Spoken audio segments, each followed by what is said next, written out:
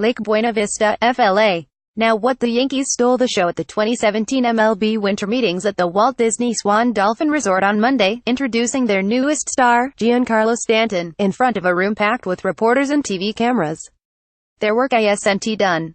Watch Yankees beat reporter Brendan Cuddy break down what the team should do next in the video above. 9 Stanton takeaways from Monday. Read Yankees general manager Brian Cashman explain how the Stanton trade with the Marlins came together below. When did discussions with Michael Hill and the Marlins about Giancarlo really get going? Brian Cashman in passing, like the GM meetings, I started having conversations there, but at the same time I had to kind of leave the DH role's an important piece here, because obviously with our excess, we need to create a flow where everyone would get involved in the lineup, and utilize it as an advantage to rest people, and maneuver on a weekly basis, so to speak. But I had to keep that vacancy open until the Ohtani situation declared itself, and once Ohtani declared himself as everything east of the Mississippi wasn't in play, then we pivoted and engaged further.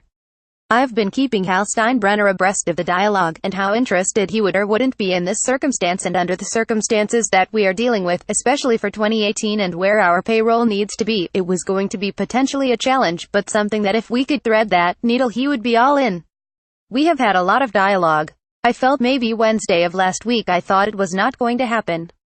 I mean, they had already cut deals, which is very public, with 2 other franchises, but nothing had been consummated in terms of approval. So I every now and then just touched in with Michael, and as of Wednesday I felt it was not something that was going to happen. I just said, hey, I'll see you in Orlando. Good luck with how this process plays out. And then he re-engaged me Thursday, I believe it was, and then we had a deal like we were going back and forth up through Thursday night and cut a deal late Thursday night with a lot of different. His asks weren't workable. My requests or offers weren't workable.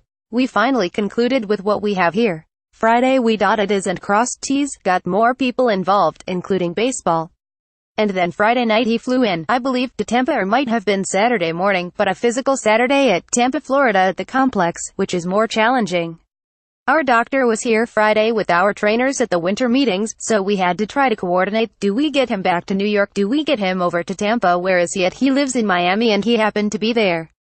So it Saturday was a full day of physicals, and then we didn't get all the full workups, like blood results and stuff, until this morning.